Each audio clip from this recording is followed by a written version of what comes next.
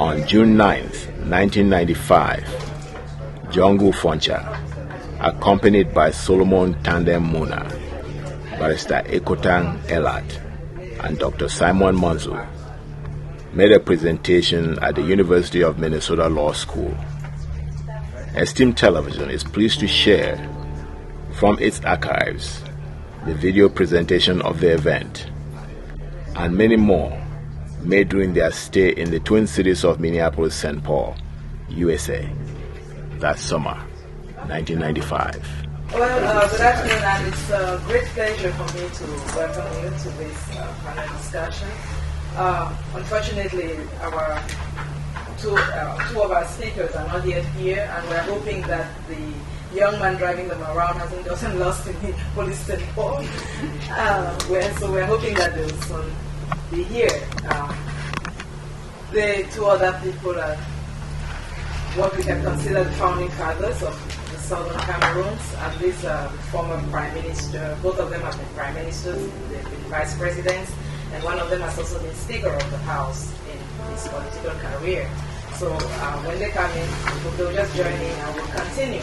But present here, and actually the leaders of the delegation concerned with resolving the Southern Cameroons problem are the chairman of the Southern Cameroons People's National Council, which is the governing body of the Southern Cameroons People's Conference, Barrister Ekotang Elad, and the spokesperson for the group, Dr. Simon Munzu, who is a law professor.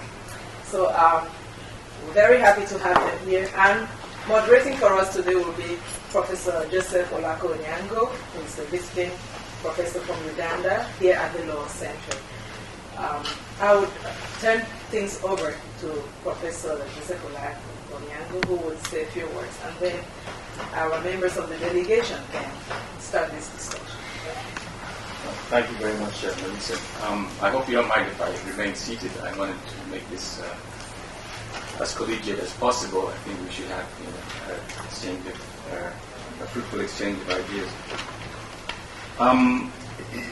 By way of introduction, perhaps, to this panel discussion, I wanted to say a couple of things about the general situation on the African context, for those of you who may be familiar but not quite tuned into what exactly is going on, and then specifically talk a little bit about the way I see the situation in the Cameroons and hopefully what will evolve from this discussion today.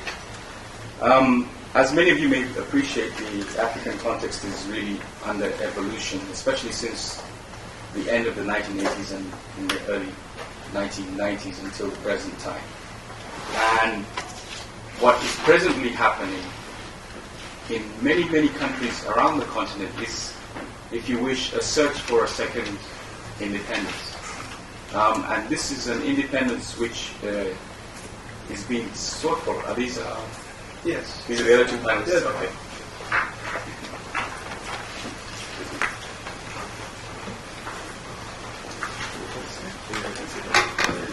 Maybe they can.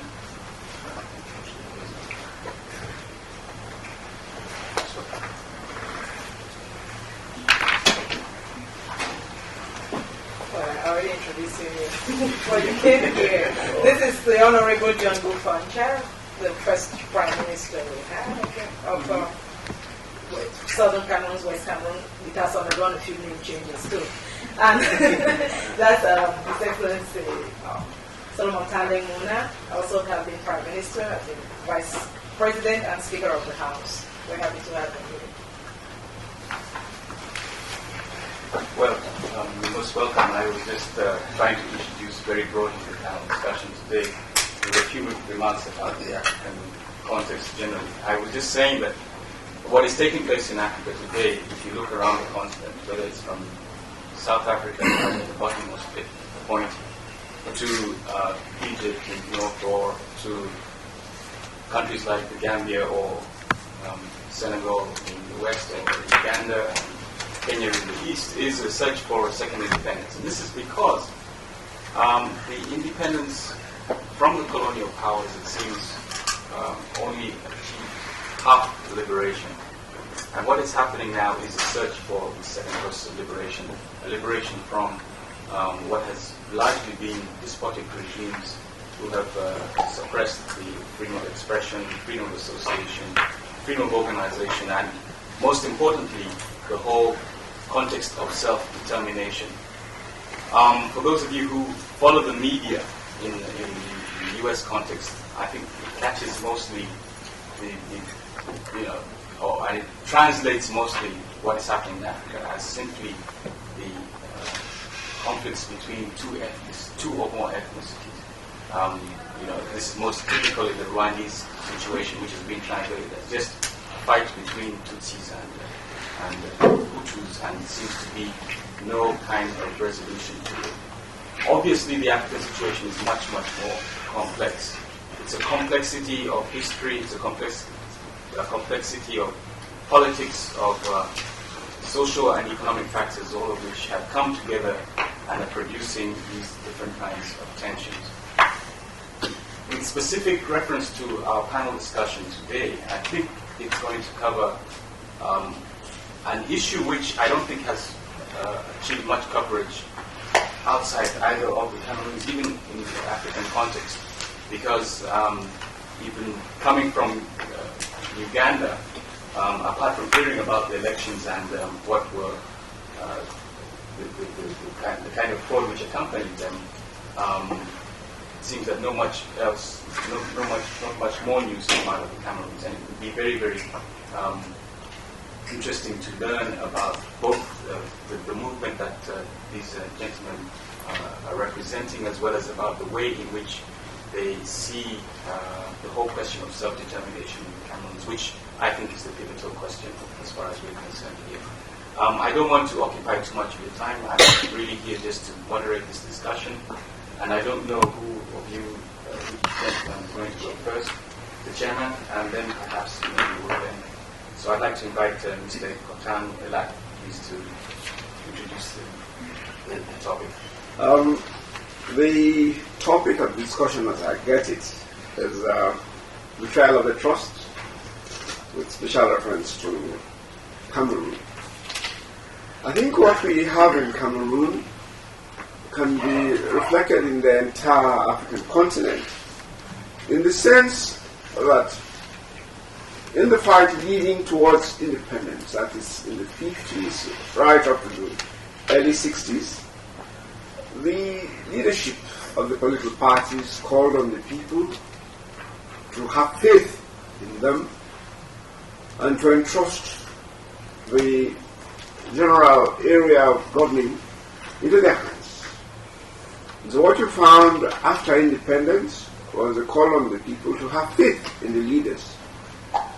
And this manifested itself in the form of trying to ensure that within the different regimes, different countries, you had one-party types of governments. These tended to be highly centralized, and with the difficulties in the different societies, the contradictions in the different societies, the perception grew that the more autocratic, the more centralized the administration, the more they might be able to combat the various contradictions of tribalism, poverty, illiteracy, you name them, quite a lot.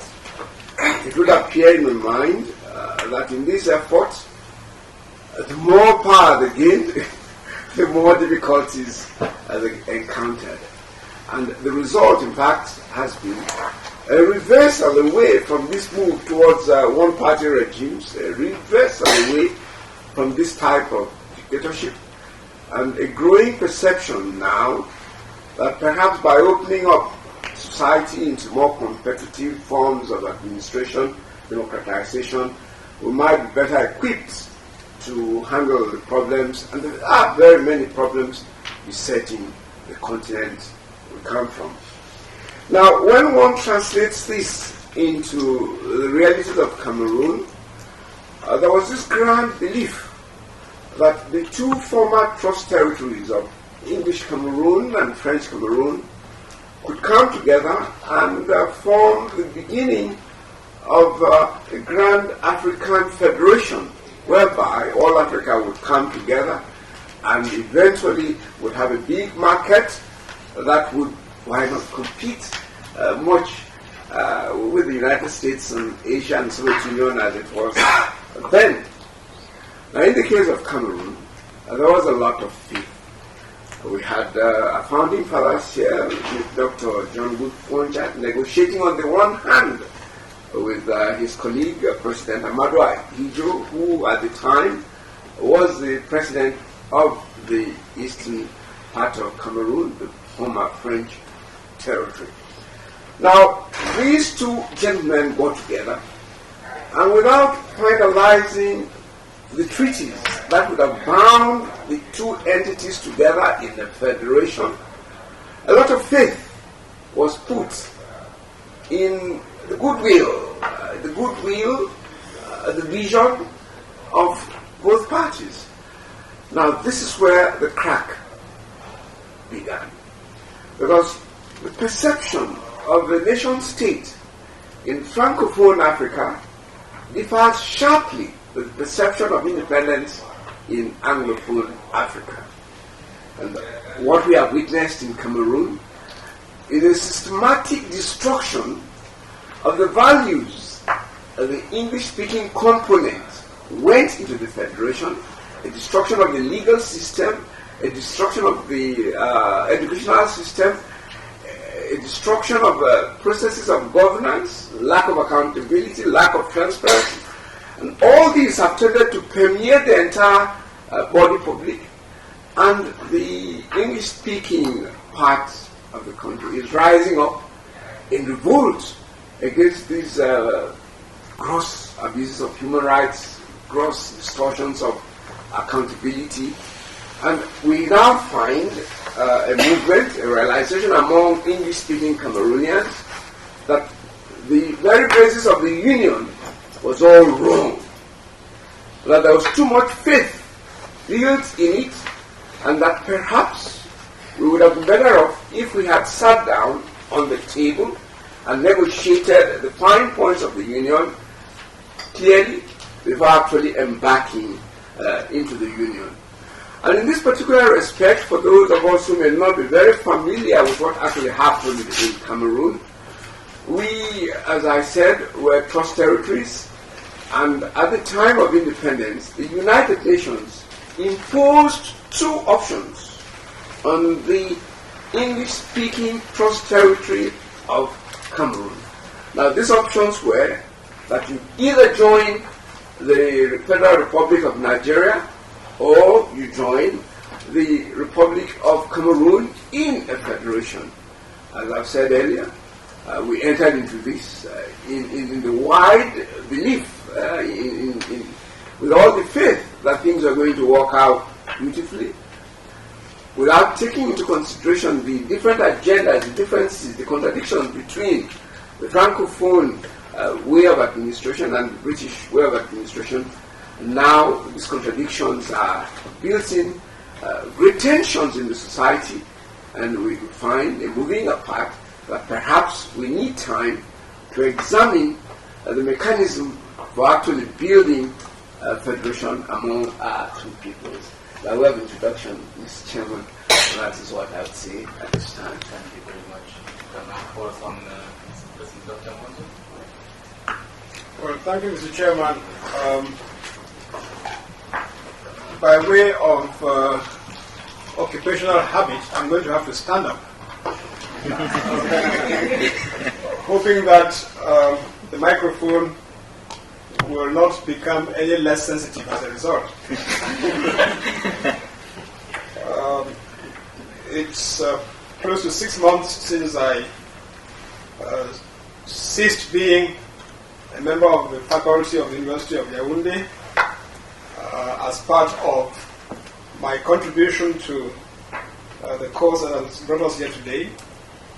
Insofar as in my country, it is very difficult to work even as faculty in a university under the authority of a rector, a dean, a head of department who sees himself first as a political agent of a regime before becoming an administrator of university at any level. And when, by force of circumstance, you find yourself thrown into the effort to reform, if not change, the regime, then of course you run into trouble with university administrators of this kind, and you have a choice between yielding to them so as to remain in the university, or maintaining your sense of challenge and quitting the university. And I took an option last September in the latter regard. So I ceased to be a full-time member of faculty in the University of Yaoundé. I point this out not for the significance it may have from a purely individual and personal point of view, but as an illustration of the kind of thing which we are up against. Our countries are young. We would have hoped that part of the effort that we put into developing these countries would center around the input of academics in our universities in an endeavor to lay the foundation for progress and development in various fields. And when one finds that one is unable to make such an input, such a contribution, it undermines the total basis for development. And we would have, in that situation, we were forced to insist that if we have to sacrifice certain things to lay the foundation for development, we would have to. Now, Professor Joe Oloka started by pointing out something which I want to repeat as the starting point for what I have to say. Namely that we are, in effect, in the process of fighting a war, as it were, and this in quote for those who don't like the sound of guns, a second struggle or war for the independence of Africa. The first was against the colonialists, and that was a visible antagonist whom everybody could easily recognize. He came from the outside. In some cases, even his color distinguished him and made him easily recognizable, and also dispute as to who the antagonist or opponent or enemy was. And it was easy for all of us, including those like me who at the time may have been unborn or just recently born, to join in the effort to liberate Africa the first time. But we were all liberating Africa in the hope that it would be just one liberation. That this one liberation would lead to the emancipation, evolution, progress of Africa. Little did we suspect that 5 years on, 10 years on, now perhaps 35 years on, we would have to start yet the second liberation. This time, liberating our people within our respective countries from their own leaders. In the area of misgovernance, abuse of human rights, embezzlement of the resources that are meant for the general purpose, all these are things which act to the detriment of the African people, no less than the colonial experience and practice did.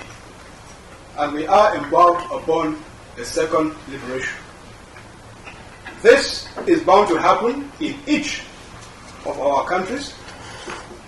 The form it takes, the mechanism employed for it may vary from country to country.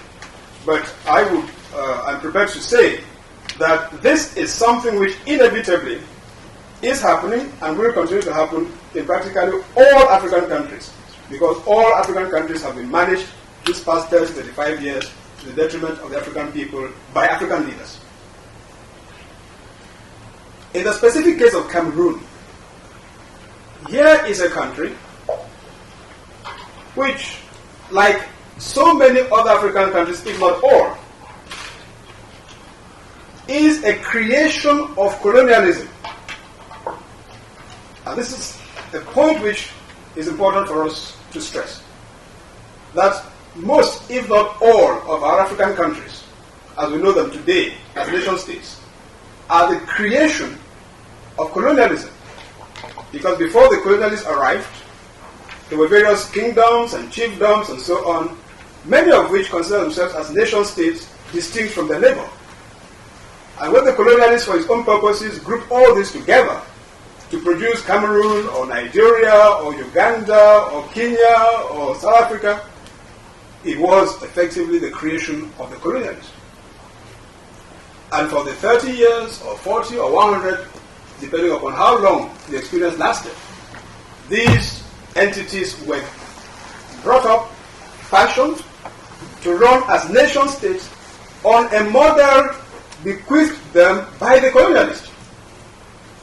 So that today you have a common pattern of public administration, of the conduct of public affairs, that you will find in Kenya, in East Africa, you will find in Botswana or South Africa, in Southern Africa, as you will find in Nigeria or Ghana, in West Africa, based upon the British model.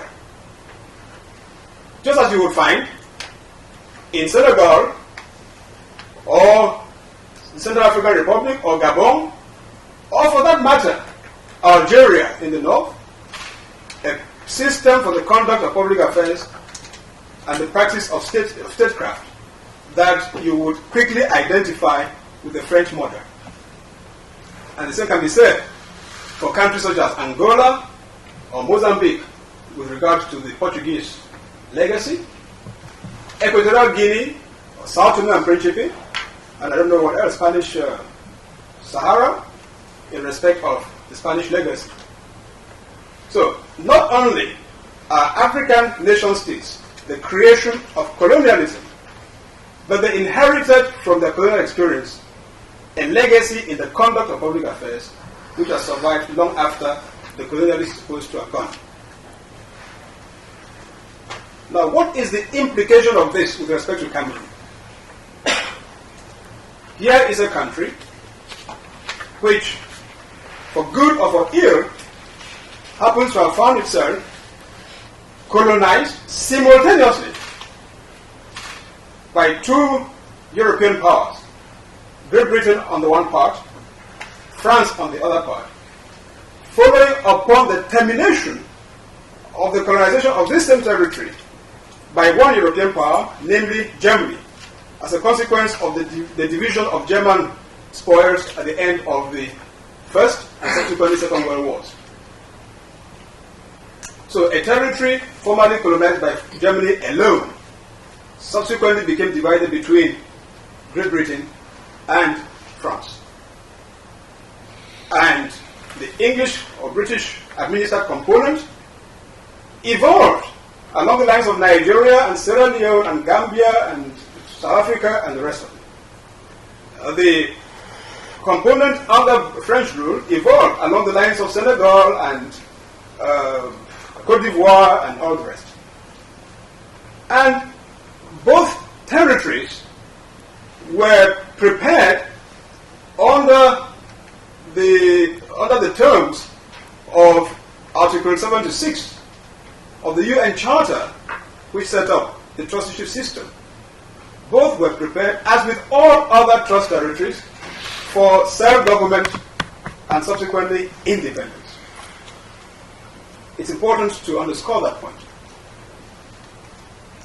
The United Nations should therefore, in pursuance of its obligation under the UN Charter and acting through the administrative authorities who grip the United Kingdom on the one hand and France on the other hand have prepared these two territories for self-government and independence. And effectively, that is what they did.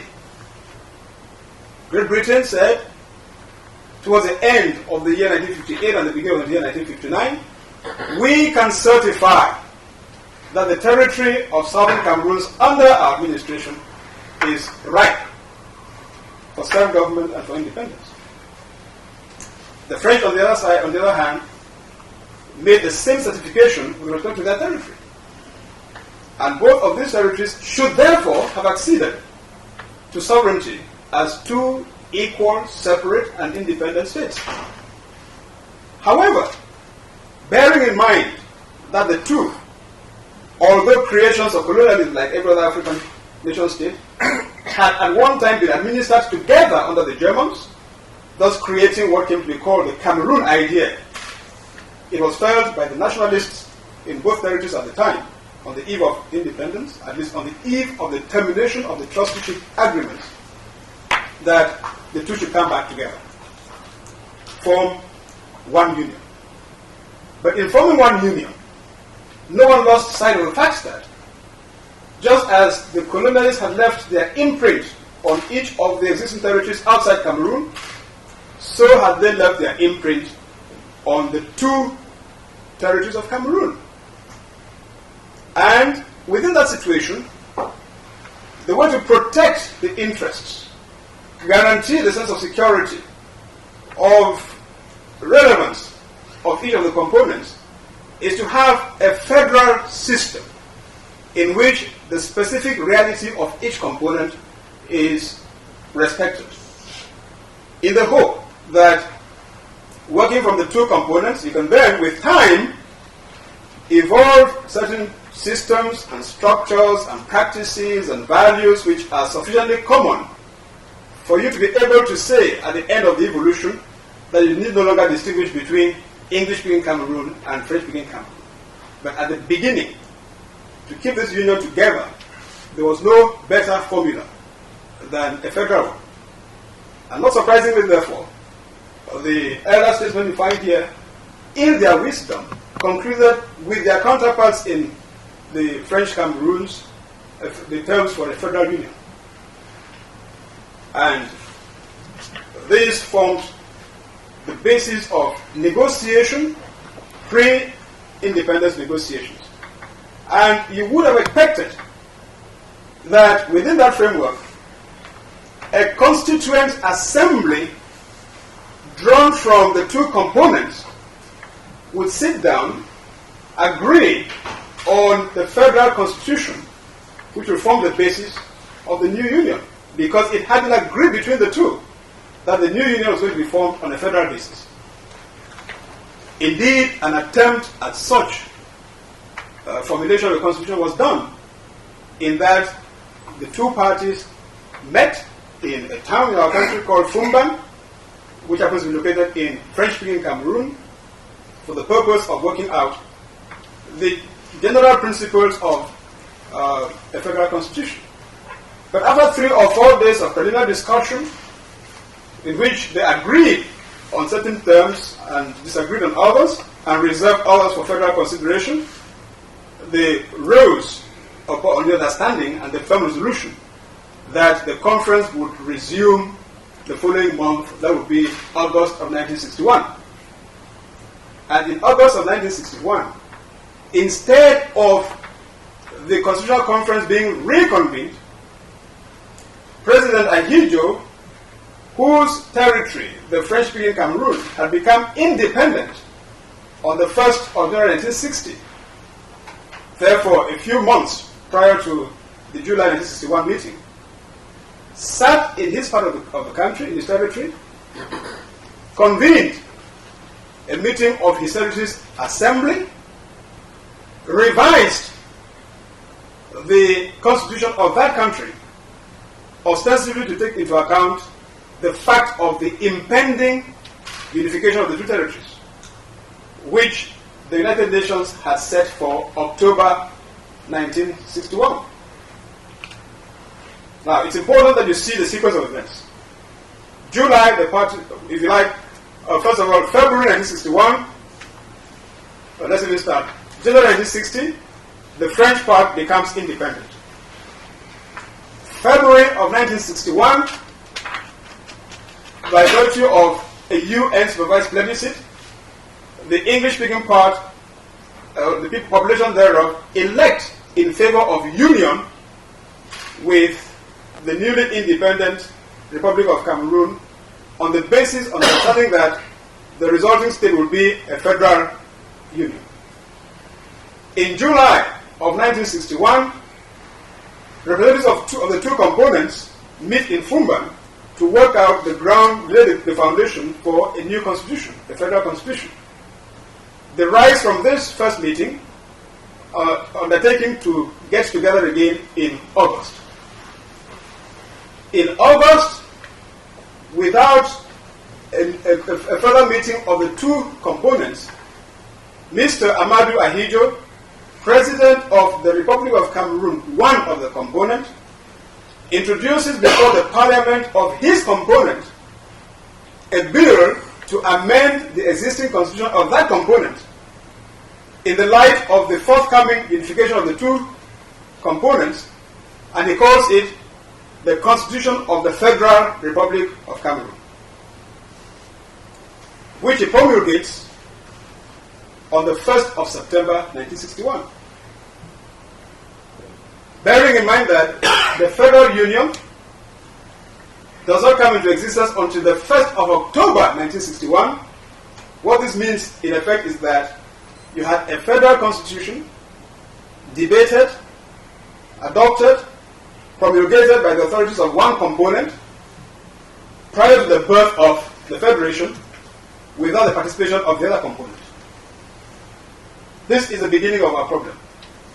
And from that moment on, we have had a situation where Cameroon has been governed from the perspective of the assimilation of the English-speaking component by the French-speaking component, where the Anglo and the English-speaking Cameroonians play second fiddle in everything, from the time that their leader was vice president of the federation. They have been vice of everything. Economic policy, they no longer control their territory in terms of what happens there. Their part of the country produces the greatest amount of resources, but they don't participate in sharing the resources, let alone in determining where the development projects are to be placed. Policy is determined for them entirely by the government in Yaoundé. All this within the framework of a unitary state that succeeded the Federal Union, which was arbitrarily abolished in 1972. Now, in the midst of all this, you ask yourself, why are we complaining now? And I will soon finish. Why are we complaining now? The complaints have been on since 1961. However, from 1966 up to about 1990, we lived within the context of a one-party rule, autocratic as it can be, dictatorial as it can be. And such complaints as were voiced, consistently voiced, were muted even before they could reach the public, let alone the international community. In the context of the African struggle for this second liberation, which Professor Loka was talking about, and the wind of the revolution which is passing through Africa, and which, thank goodness, reached Cameroon, we are now in a position where we can speak out, speak up, and hope to be heard, both nationally and internationally.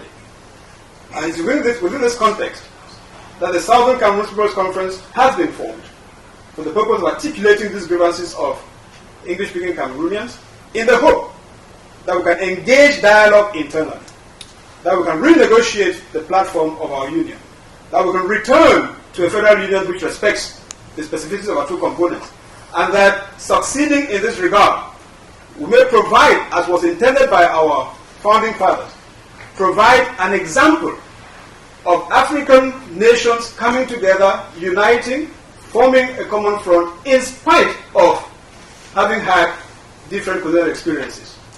If the colonial experience fails, and appears to have failed, that will be a tacit admission that it is impossible to have a united Africa in which you have the coexistence of African countries with all these multiple experiences.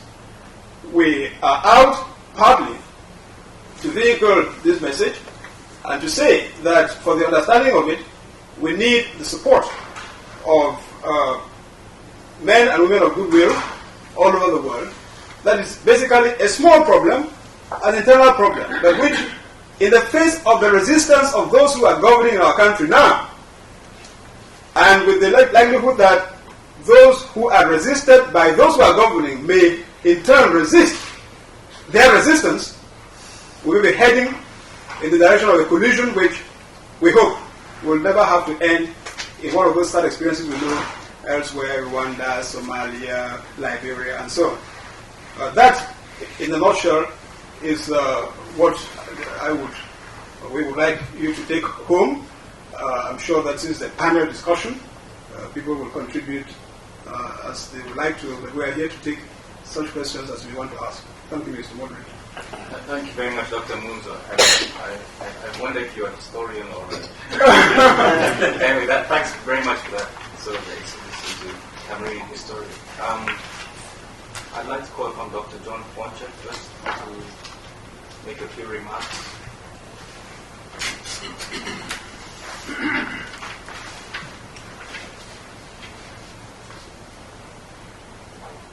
The chairman of SCPNC, that is Southern Cameroon National People's Council, because I believe that you are here and will soon has formed or will soon form that basis which Her Excellency the Mayor of Minnesota requested, because having aroused your attention to the, as friends of the Southern Cameroons, which will review until we see the result, I will feel that Minnesota should form one of the bases for radiating the news that comes from our place and getting it understood by the people who can help us to implement it. Having said that, I wish also to ask our fellow Cameroonians to take this opportunity, listening to the history we have just dictated to you, and become a firm member of the Southern Cameroon National People's Council, and form our eyes in Minnesota as well as in other parts. You being in a position to influence the position outside, we hope that our voices here will go far. Now, as regards the support, I must give some support to former speakers. If we are going to understand what we are pursuing now, we must also understand that there were some records and afterwards no records. For the first time during this morning, I mentioned the question of two alternatives. Dr. Munzu has already told you about the agreement between us. And he has already told you that there were difficulties before we were come together. That little pamphlet contained the voices of the United Nations, the British administrative authorities, the voices of the two beneficiaries of the unification or the two beneficiaries of independence. That is, the people of the Cameroon and the Southern Cameroon, where I was the Prime Minister. That little pamphlet was produced after my statement was delivered in the United Nations General Assembly of February 1959, from where the statement, my statement was clear about the method of coming together of the people of Southern Cameroon and the people of the Cameroon. I made it, the base was to be independent and sovereignty as the basis by which we could consider how to bring the two imposed culture, which had become our own culture, that is, the British and the French culture. We had grown in it, and we benefited by it.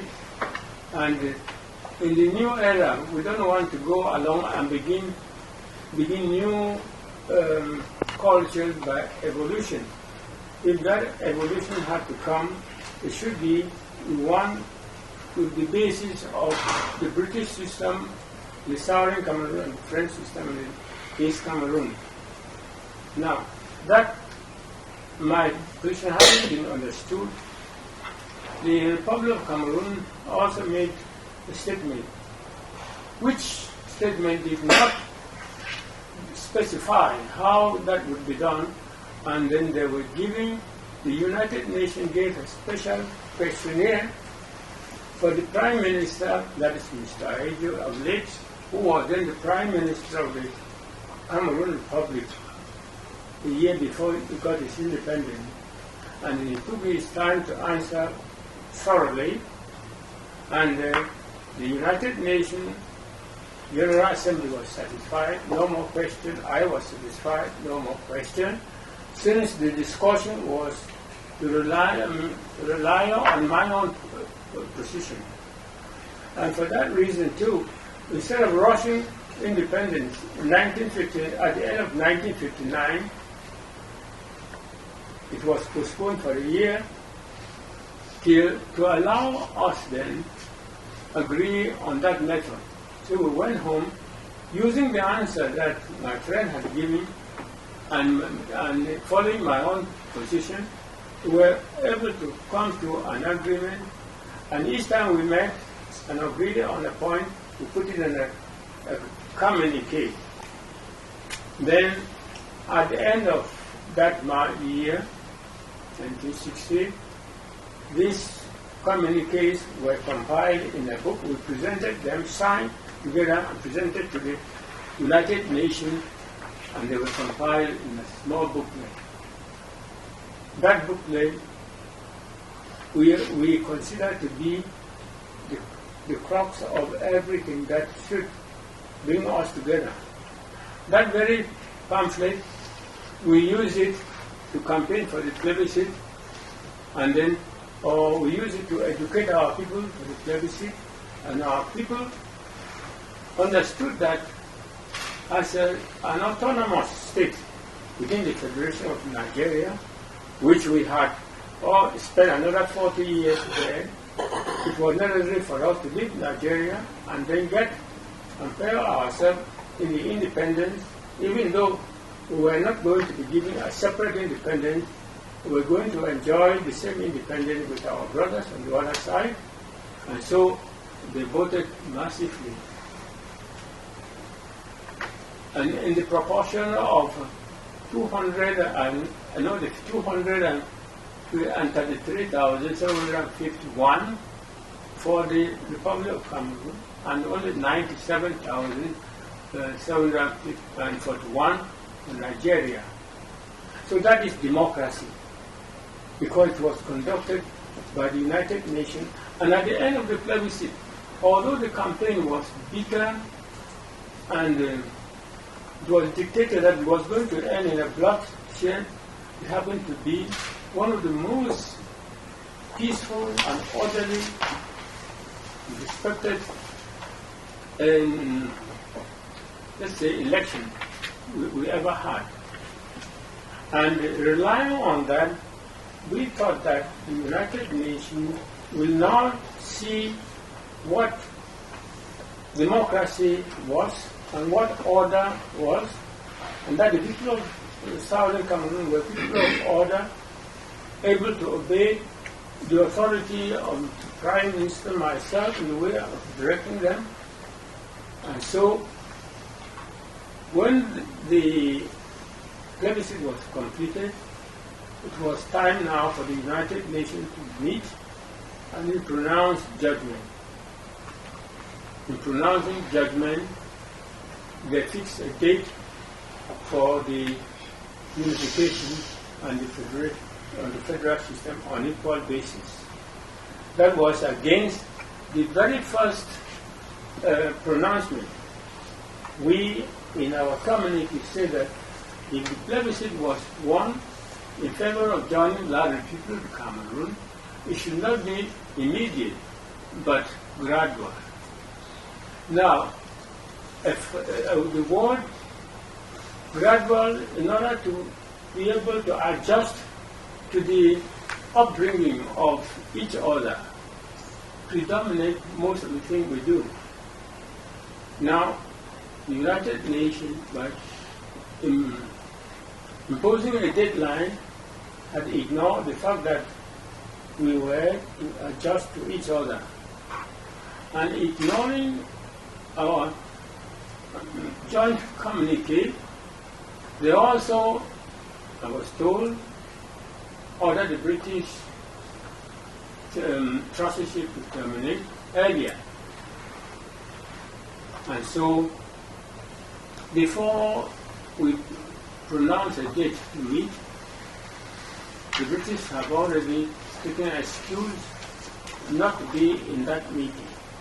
And so we rely on, if the British as administrative authority would not be there, at least the United Nations would be there to terminate the trusteeship and grant us the independence by joining the Republic of Cameroon.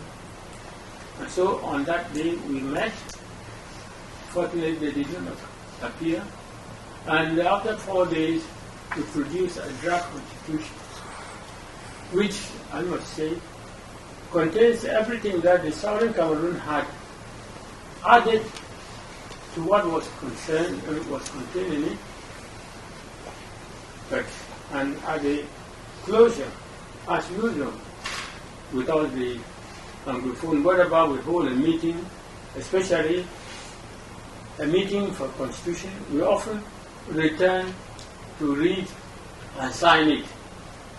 But when in the same August, that is after July, Asia promised that we were coming back to fix the date. We were coming back in August to read and sign. In August, as I was the Prime Minister of the Southern Cameroon, we were dealing only with an interim federal government or an interim members of the House which we subscribe from the Southern Cameroon. I voted a few other men to sit there to listen, but there was no parliament so called before the 1st of October. And if he uses that one to talk something about the federation to be born on the 1st of October, and to the best of my knowledge, it did not appear to me that that was going to precede the legalization of the draft constitution. So the very August I had to go back to him and remind him about the resumed constitution when he did not answer me. And in fact, I never knew that whatever debate was taking place in that place, since I wasn't a member of that committee, was going to affect the constitution. So in September, I reminded him, but fortunately on 1st of October I used the draft to declare federation and unification. Well, as yet we had not met. By then he had given us the draft too. The draft more or less represents most of the things that we have said. But since we did not need to correct, we had to wait on. And then in 1964, I had to lead a delegation of my party. My party was still existing, to demand the resumption of the constitution completely, because we did not finish and must come back. So there things went wrong, and by the 64 he had already made up his mind, scattered the already more or less got into the main cadre of the KNDPA and tried to scatter all and made some other laws, you see, which would make him the supreme president. And so things went wrong.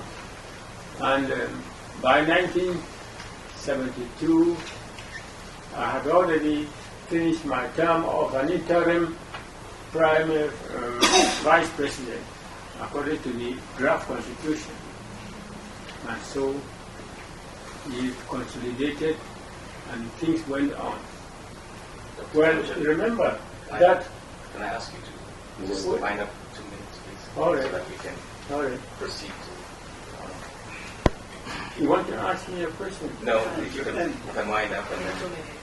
Give your question, we're going to answer them. We want you to understand that you cannot be talking about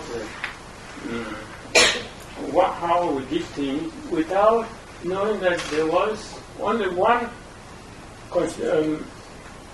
pamphlet which you should have understood. And now that's what I want to tell you, that if you are going to understand the history of unification and how it went, you must refer to that, to the two alternatives.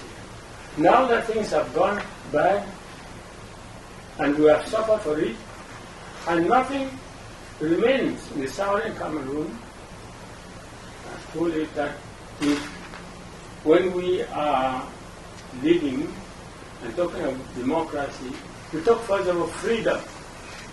Now, independence also is not freedom. The United Nations asked us to become independent and ignored our freedom. Now we've lost that freedom, and we are coming back to the United Nations, and then to ask that you impose certain method of termination of your trusteeship on us, and you fail to appear at the time that you were terminated. Now we have completed your own term and found ourselves not able to continue. Now it is your turn now. It is now our turn to do it in the way we had presented. We had stuck to subsection B of Article 76 of the United Nations Charter, which binds the United Nations to terminate the trusteeship agreement in accordance to the wishes of the people. There you, the United Nations, you terminate it against the wishes of the Southern Cameroon. There we want to see why they did not come, and if they took any decision not to come, I was not there. We simply found them not there, the British not there. We understood that the British were annoyed because we had inserted the word that the federal government of Cameroon would not be a part of the British Commonwealth or part of the French Commonwealth. There we stood. But in saying that, we did not say that the British should leave Southern Cameroon and the French should leave Southern Cameroon. The French were already firmly established there, and so this is our complication. We have to, can I ask you to... Yes, keep the question and let's finish. Yes, but let me just end now. Okay.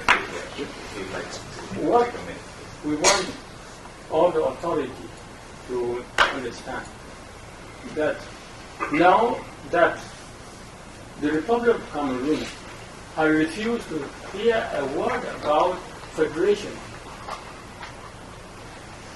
and we also have refused to hear the word of a unitary form of government, a deadlock has arisen, and it is one which must not be allowed to be implemented on the side of the people of Cameroon, because their own way of implementing their own decision will cause bloodshed. Now we of the Southern Cameroon have suffered much bloodshed. Under the British rule, for 40-something years, not one policeman killed a person, and no one civilian had quarreled with the policeman. We want to get back to that state as the foundation of our freedom and independence. We want the United Nations now to use its authority to implement, now to see its failure. This is what we do. We are in for. Okay. And if somebody wants to assist us, let them not talk about internal difficulty. We are not internally united. United Nations and the trusteeship agreement has not been terminated. We wanted for them to come and terminate by giving us the terminating money. Thank you. Thank you very much, sir. Dr. Munzu gave you the very broad and macroscopic history. I think Dr. Foncha is giving you the microscopic, detailed, and personal one-on-one history of what has happened in Cameroon in the past years. I'd like to ask the Honorable S.T. Muna to say a few words in summary, and then we can have some questions from the audience. Mr. Chairman, ladies and gentlemen, I want to be very frank here that on coming out from Cameroon, I did not intend to lecture scholars, students, but it has come about that you are eager to learn. And unfortunately, we cannot educate you about the affairs of Cameroon within a few hours. I presume those who have special interest about Cameroon have bought books, have written letters at home, have read newspapers and so on. And for the benefit of our friends who are here and are not Cameroonians, they perhaps they want to hear certain things. And as far as Dr. Foncha and myself are concerned, we come here after retiring from politics. Something definitely has gone wrong. And we believe it is not too late to amend, particularly if the amendment will bring good results. And I want to thank, I call him my son, because his colleague, his father, was my colleague from school, classmate, in the training center. For your information, I've been a teacher. Instead of going to talk about things, I want to pay